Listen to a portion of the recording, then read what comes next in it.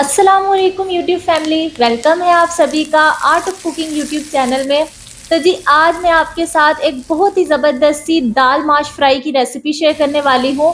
बिल्कुल होटलों वाली पेशावरी माश दाल आप घर पे आसानी से किस तरह से बना सकते हैं, आज इस वीडियो में मैं आपको सिखाऊंगी। और दाल खिली खिली किस तरह से बन के तैयार होगी, ये सारी टिप्स आज मैं आपके साथ इस वीडियो में शेयर करने वाली हूँ। तो चले फिर ये रेसिपी बनाना शुरू करते हैं। बिस्मिल्लाहिर्रहमानिर्रहीम। तो इस माश दाल की रेसिपी को बनाने के लिए सबसे पहले हम दाल को भिगो कर रखेंगे। तो ये यहाँ पे मैंने आधा किलो माश की दाल ली है, जिसे मैंने पहले अच्छे से साफ कर लिया था। उसके बाद मैंने क्या किया कि इस दाल को 3 से 4 बार पानी से अच्छे से वॉश किया और बाद में इसमें पानी डालकर मैंने इसे 2 घंटे के लिए भिगो कर रख दिया था। तो ये यहाँ पे इस दाल को भीगे हुए 2 घंटे हो चुके हैं।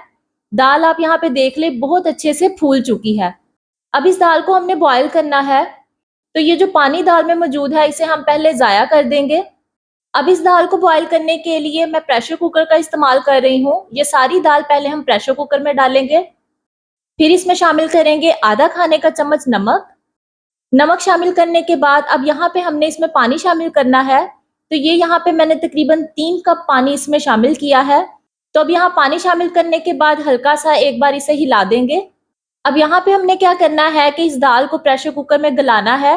तो उसके लिए आपने सिर्फ इस दाल को तकरीबन 3 से 4 मिनट के लिए दरमियानी आंच पर प्रेशर कुकर में पकाना है। इतना इस दाल को पकाएंगे कि ये 90% तक कुक हो जाए। तो तकरीबन 3 से 4 मिनट के आसपास मैंने इस दाल को प्रेशर कुकर में पकाया है।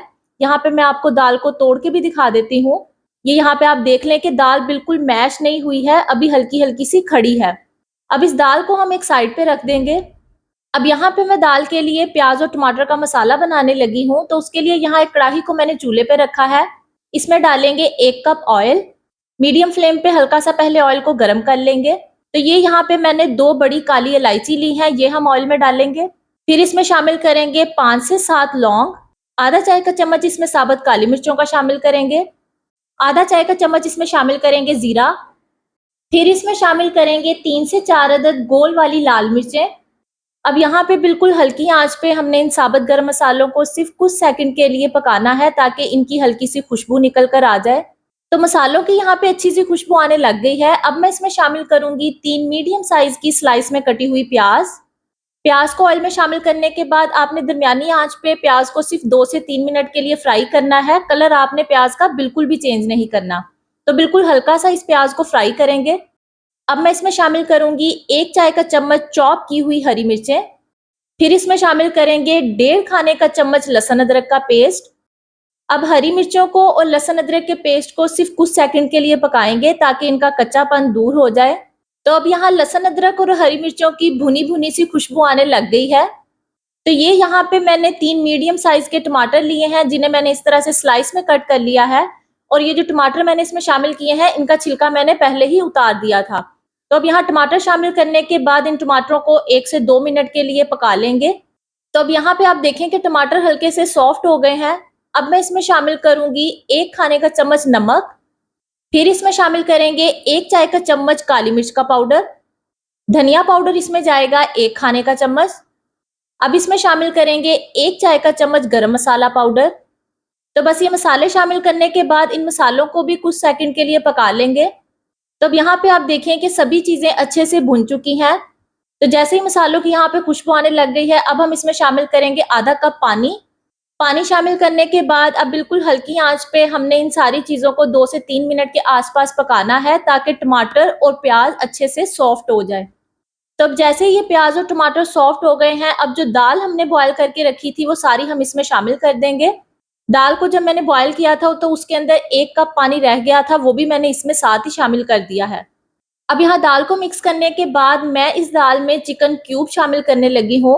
तो ये यहाँ पे मैंने एक चिकन क्यूब ली है, इसे हम तोड़ के इस दाल में शामिल कर देंगे। ये चिकन क्यूब यहाँ पे बिल्कुल ऑप्शनल है, आप शामिल करना चाहते हैं तो आप शामिल कर लें, नहीं करना चाहते तो आप इसे स्किप भी कर सकते हैं। तो यहाँ आप देखिए जैसे ही पानी में एक बॉयल आया है, अब हमने क्या करना है कि इस कढ़ाई को ऊपर से ढक देना है और तकरीबन 7 से 8 मिनट के लिए इस दाल को बिल्कुल हल्की आंच पर पकाना है। तो अब यहाँ पे आप देखें कि तकरीबन 8 मिनट के बाद मैंने इस दाल को चेक किया है। जितना पानी मैंने इसमें शामिल किया था वो तकरीबन पानी इसमें से खुश्क हो गया है। तो ये यहाँ पे मैंने 4 चम्मच भरकर फ्रेश दूध की मलाई ली है, ये इस दाल में शामिल करेंगे। तो मलाई शामिल करने के बाद अब मैं इसमें शामिल करूँगी 5 से 6 साबुत हरी मिर्चें। अब बस इस स्टेज पे आपने आँच को बिल्कुल हल्का कर देना है और हल्की आँच पे इन दोनों चीज़ों को अच्छे से दाल में मिक्स कर देना है। तो अब यहाँ पे आप देखें कि जैसे ही मलाई माश दाल में मिक्स हुई है, तो जो दाल के ऊपर ऑयल आया था वो खत्म हो गया है। अब यहाँ पे हमने क्या करना है कि बिल्कुल दम वाली आँच पे इस दाल को तकरीबन 5 से 7 मिनट के लिए रखना है, ताकि दोबारा से ऑयल दाल से अलग हो जाए। तो दाल से ऑयल अब यहाँ पे अलग हो गया है। तो दाल को मैं आपको यहाँ पे करीब से भी दिखा देती हूँ कि कितनी खिली-खिली ये दाल बनकर तैयार हुई है। बिल्कुल दाल का जो दाना है वो अलग-अलग बना है। तो अभी हमारी रेसिपी यहाँ पे कंप्लीट नहीं हुई है, आपने वीडियो को बिल्कुल भी स्किप नहीं करना। अभी इस दाल के ऊपर हम देसी घी का तड़का लगाएँगे। तो तड़का लगाने से पहले इस दाल को हम सर्विंग डिश में निकाल लेंगे। तो दाल यहाँ पे मैंने डिश में निकाल ली है, अब इस पे हमने देसी घी का तड़का लगाना है। तो उसके लिए यहाँ पे एक पैन को मैंने चूल्हे पे रखा है, इसमें डालेंगे 4 चम्मच भरकर देसी घी के। मीडियम फ्लेम पे देसी घी को गरम कर लेंगे। अब इसमें शामिल करेंगे थोड़ी सी लंबाई में कटी हुई अदरक। फिर इसमें शामिल करेंगे 3 अदद गोल लाल वाली हरी मिर्चें। आधा चाय का चम्मच इसमें शामिल करेंगे ज़ीरा। तो बस ये 3 चीज़ें ही हमें दाल पे तड़का लगाने के लिए चाहिए। इन चीज़ों को हम सिर्फ कुछ सेकंड के लिए इस ऑयल में हल्का सा पका लेंगे। तो ये तड़का हमारा तैयार है। अब गरम-गरम इस तड़के को हम दाल के ऊपर डाल देंगे। तो अब यहाँ पे हमारी ये मज़ेदार सी पेशावरी माश दाल बनकर बिल्कुल तैयार है। बिल्कुल ऑथेंटिक मैंने आपको रेस्टोरेंट वाली रेसिपी आज बनाना सिखाई है।